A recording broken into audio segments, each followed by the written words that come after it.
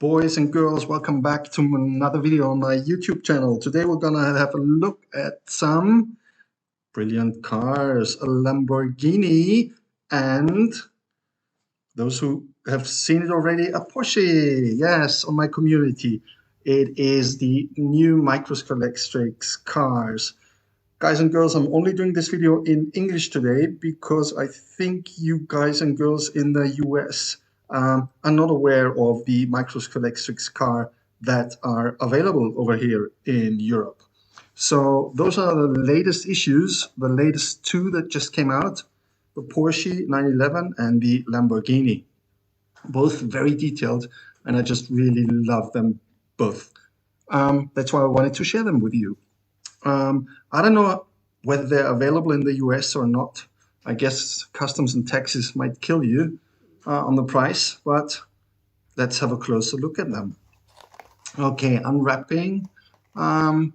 They are using braids. I'll come to that later on. A little tech advice on how to set them up to make them more stable for an AFX or a Viper track. I hear complaints they don't work well on my AFX and so on. They come with a spare guide. That's what they look like. Yes, braids. And the guide itself is quite long, so you might need to trim it a little lengthwise for an AFX track, for example. Don't know about the Viper. Let's have a look at the Porsche itself. Very highly detailed, very nice. The appearance is just great. I mean, look at those rims, those details, the car itself. I just love it. I really, really love it. It's not a Bauer, but to me, it comes quite close, and I think it can still cope with an AFX, detail-wise.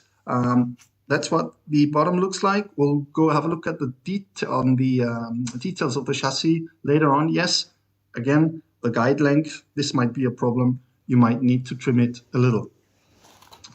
Let's unwrap the Lamborghini, because that's another beauty, if you ask me. Also, of course, with a spare guide here, with the braids on. Again, later on, how to set up the braids for an AFX track, for example.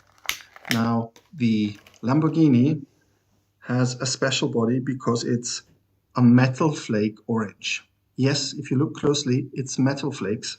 And again, the details, very nice. Nice rims, nice flat body, like a Lamborghini should be, if you ask me. Same chassis. Those chassis are, by the way, from 2019. That's when they changed their chassis. I'll show you the old one in comparison later on. So let's go track-wise. Yes, I put on some silicons, which I prefer for my road track and also for my drag strip. That's what the Porsche looks like, and this is the Diavolo now.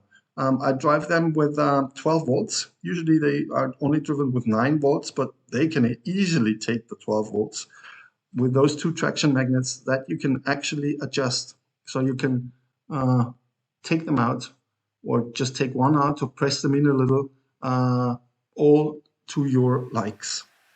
On the left side, that's the old Scalextric, Micro Scalextric chassis. On the right, that's a new one.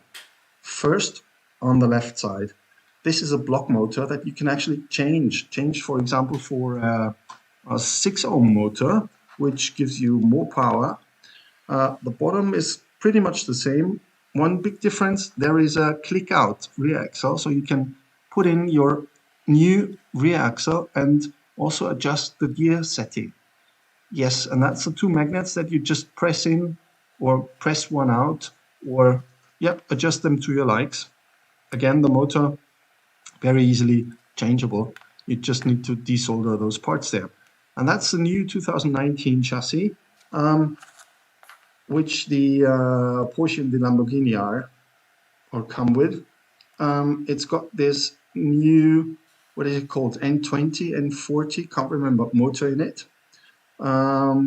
Yes, the rear axle you cannot change. You would need some tools to press it out, but it's not a click out rear axle. And here you've got the two traction magnets that you can again work on to your likes. Those are the old and the new chassis. So let's have a look on how to adjust the braids, because it's quite easy. You take an X-Acto knife. You don't take the sharp side. You need to take, what do you call it, the bold side. And you just flip it underneath the braids. Again, not the sharp side. You just push it in there, and then you press the end, the loose end, downwards a little.